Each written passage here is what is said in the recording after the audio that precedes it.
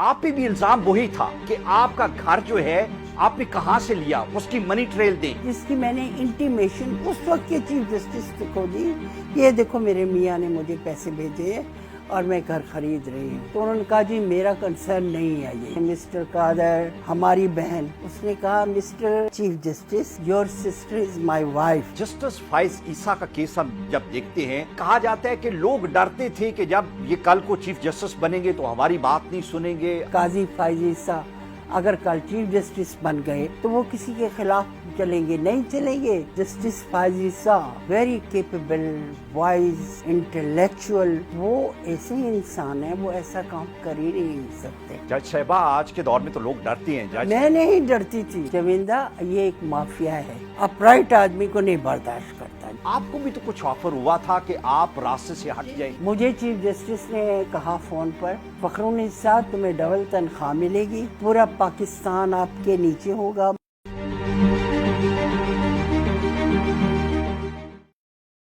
Justice काजी फायज ईसा का case जो है ये तो एक रीमेक है माजी की एक स्टोरी की। माजी के एक जज साहबा, अगर हम उनकी लाइफ हिस्ट्री देखें तो लगता ये है कि ये रेप्लिका है, ये दीजावू है, वही कहानी, वही स्क्रिप्ट और उसी तरह के वाकयात।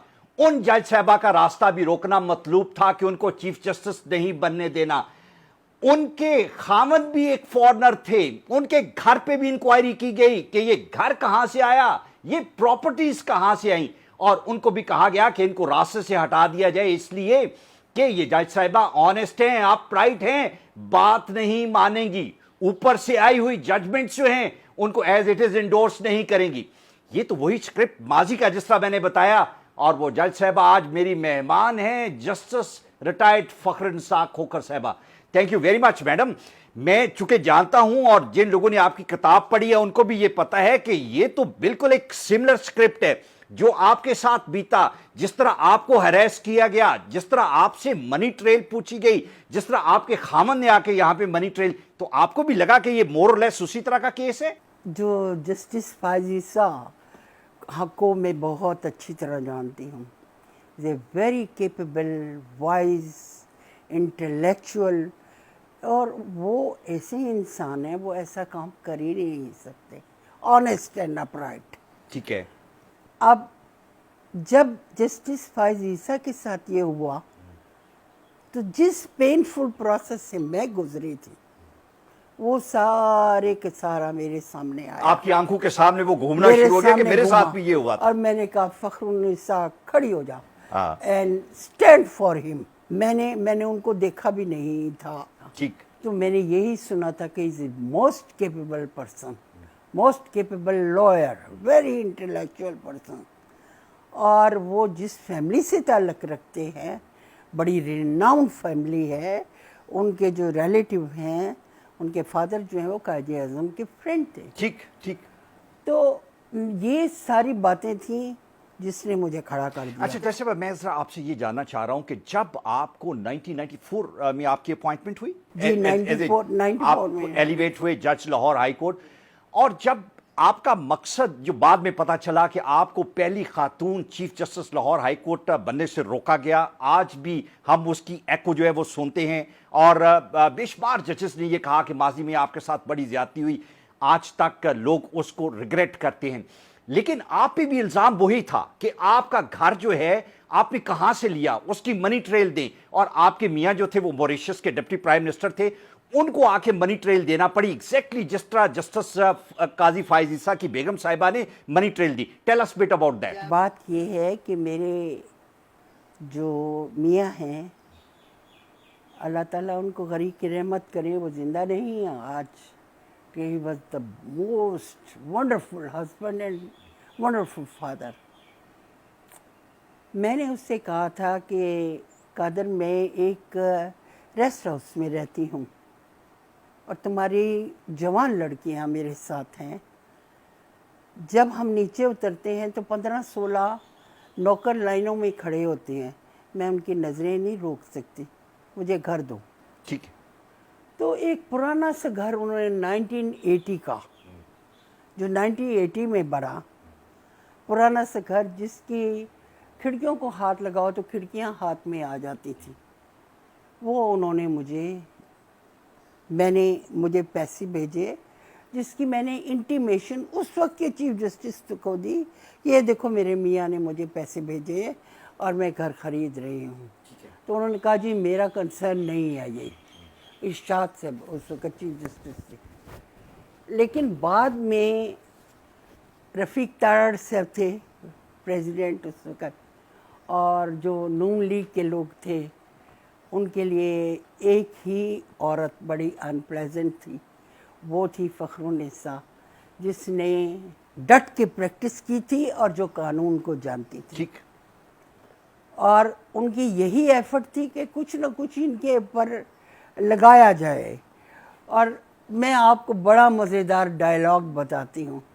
جب میرے خاوند ہائی کورٹ میں آئے منی ٹریل دینے کے لیے, منی ٹریل دیں, اور اس وقت تک آپ کی جج شپ جو تھا اس کا 1 سال تھا, اور آپ فیملی کیسز ملتان میں جا کے 1 سال بھی نہیں تھا, 6 مہینے اور تک. موسٹلی کیسز آپ کے پاس ہارڈلی موسٹلی فیملی کورٹ کے, ہاں ٹھیک ٹھیک, جہاں خاوند اپنے بچوں کو پیسے نہیں دیتا تو عورت لڑتے لڑتے ہائی کورٹ آتی ہے. ٹھیک ٹھیک. اچھا, اس کے بعد نا میں نے چیف جسٹس صاحب خلیل الرحمان وہ کہنے لگے دیکھیں مسٹر قادر ہماری بہن.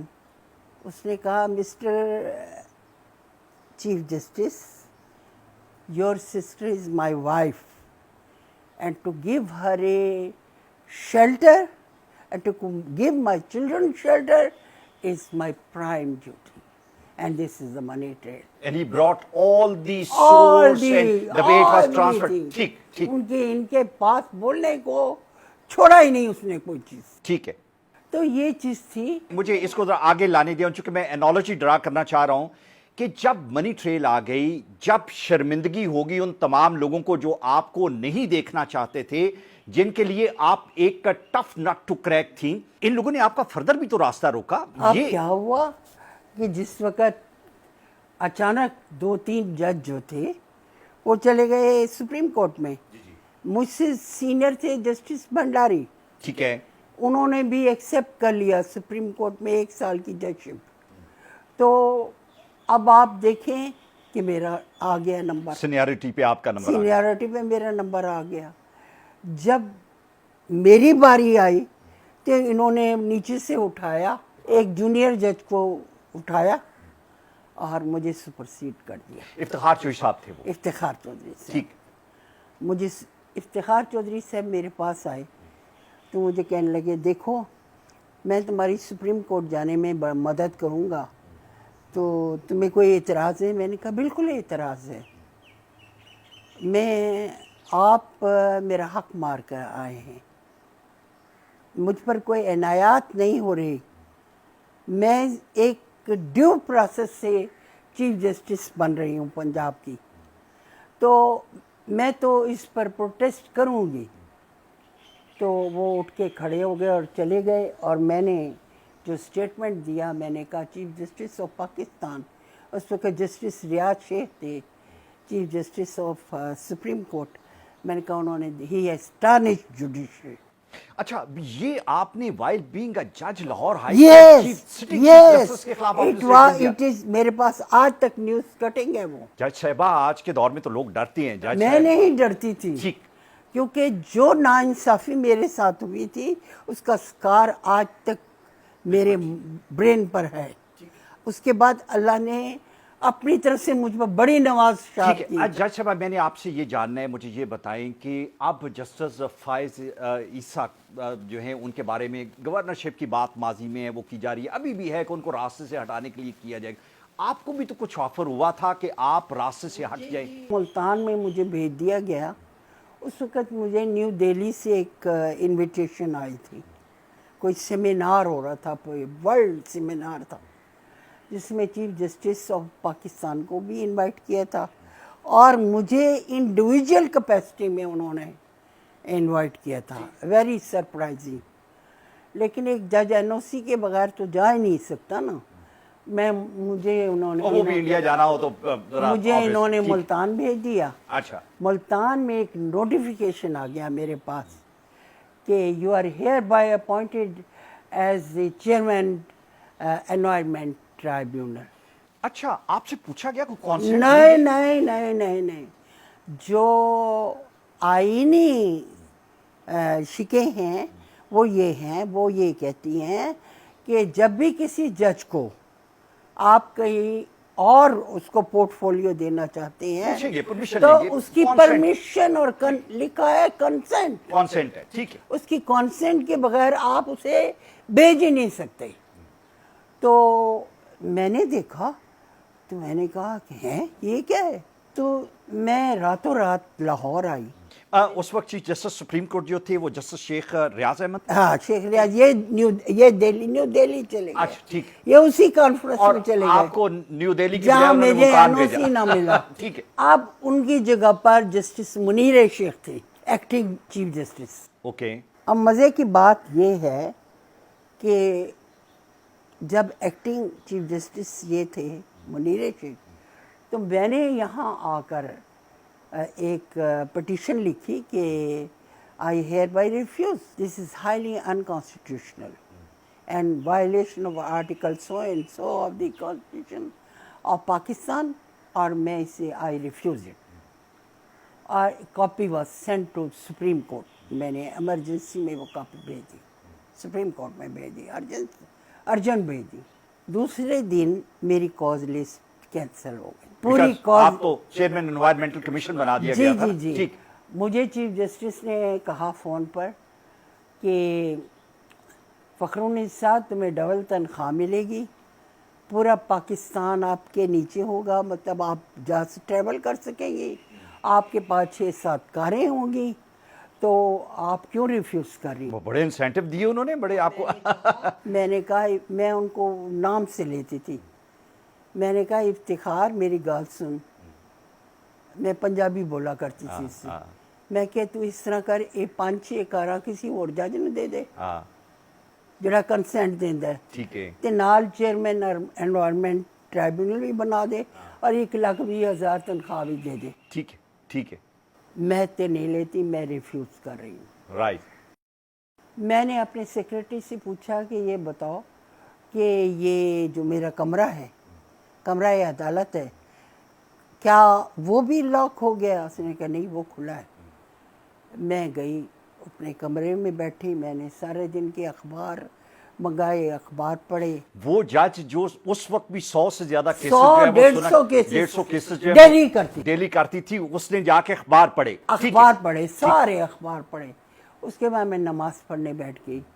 मैंने नमाज़ पढ़ी, मैंने सलाम फेरा, तो एक वकील आया, उसने परमिशन ली कि मैं जज साहब को गुड न्यूज़ देना चाहता हूँ। मैंने कहा पता नहीं क्या गुड न्यूज़ दे, बुला लो उससे। मैंने चेंबर में बुला लिया। उसने कहा मैडम कॉन्ग्रेचुलेशन, आपका नोटिफिकेशन सुप्रीम कोर्ट ने ना सिर्फ सस्पेंड किया है बल्कि रिब्यूक किया है उन लोगों को, अथॉरिटी को, एस्टेब्लिशमेंट को, कि तुमने एक जज के कंसेंट के बगैर तुमने किस तरीके से उसको बना। अच्छा, तो इसका मतलब ये है कि ये रूल अब सेट है कि किसी जज की मर्जी के बगैर उसको कहीं नहीं भेजा आप सकते। इवन उसको ये जो रूमर्स एक बेंच से दूसरे बेंच नहीं भेज सकते। अच्छा, आप उनको आप लाहौर से मुल्तान या किसी और जगह पे उनकी मर्जी के बगैर नहीं भेज सकते। Right right right. इसका जैसे मतलब ये है कि जस्टिस काजी फायज ईसा के बारे में जो अभी रूमर्स हैं कि इधर भेज दिया जाएगा, ऐसा कुछ नहीं हो सकता, कभी नहीं हो सकता। अच्छा, अब मुझे एक आईने पाकिस्तान उसको बार करता है। अच्छा, अब मुझे ये बड़ी वो अपने तौर पर कर ले, वो अपने तौर पर जो स्टेप उठाए, लेकिन उसको फोर्स नहीं किया लेकिन उनको जज साहब, आज मुझे आपसे एक बहुत इंपॉर्टेंट बात पूछनी है कि जस्टिस फायज ईसा का केस हम जब देखते हैं तो उसमें कहा जाता है कि लोग डरते थे कि जब ये कल को चीफ जस्टिस बनेंगे तो हमारी बात नहीं सुनेंगे, हमारी इशारों पे, या जिस तरह they wanted to pull strings and all that, they will not be able. ये कौन लोग हैं जो पीयर्स होते हैं, जो आपके कोलीग्स होते हैं, वो डरते हैं? मेरा नहीं ख्याल, पॉलिटिशियंस का ये कोलीग नहीं है। आपको, आपसे किन लोगों को डर था? अगर सारी चीजें एक तरह की हैं तो मैं ये यहां पे इसको ज्यूम कर सकता है कि आज के दिन में उसी तरह के लोग डर रहे होंगे। जविंदा, ये एक माफिया है। अच्छा, माफिया है? एक माफिया है, और वो माफिया कभी भी किसी अपराइट आदमी को बर्दाश्त नहीं करता। बर्दाश्त नहीं करता, वो नहीं बर्दाश्त करता। जो ऑनेस्ट हो, अपराइट हो, जिस पर उसका हाथ न पड़ सके।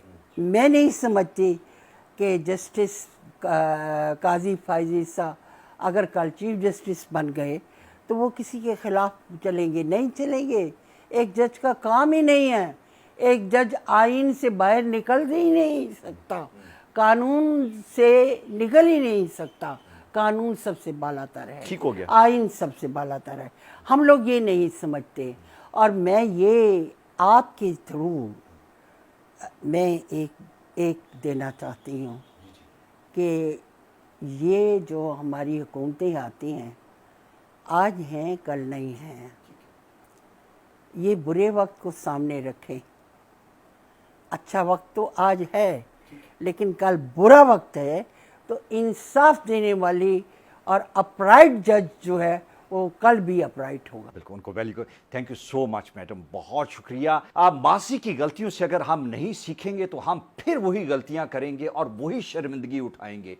क्या हमें जुडिशरी को आज़ाद करना है, इंडिपेंडेंट करना है? क्या हमें अपना वो एक शेडो जो उनके सर पे हम रखते हैं हर वक्त के, ये हमारी मर्जी के मुताबिक चलें, अपने आप को पीछे हटाना है? हमने रूल ऑफ लॉ को कब स्टैब्लिश होने देना है? हमने कब अच्छी और बेहतर जजेस जो हैं उनको आने देना है ताकि वो अपनी मर्जी, अपनी विजडम, कानून, इंसाफ, कॉन्स्टिट्यूशन और अल्लाह ताला की ज़ात को जवाबदेह होने के नाते अच्छे फैसले दें। हमें उनसे डरने की जरूरत नहीं, शायद अपने किरदार और कंडक्ट को बेहतर करने की जरूरत है, which can not be challenge in front of those जजेस, जिसका हमें शायद डर रहता है। आई होप ये जो एनोलॉजी आज हमने ड्रॉ की है, बताया है कि ये पैटर्न जो 1994-95 आज 25 साल बाद भी वही स्क्रिप्ट उठाया जाता है, उसको रिपीट किया जाता है, उसी पैटर्न को फॉलो किया जाता है। काश ये सीक्वल अब टूट जाए, ये सीक्वेंस अब टूट जाए और आने वाले दौर में हम बेहतर चीजें होते देखें।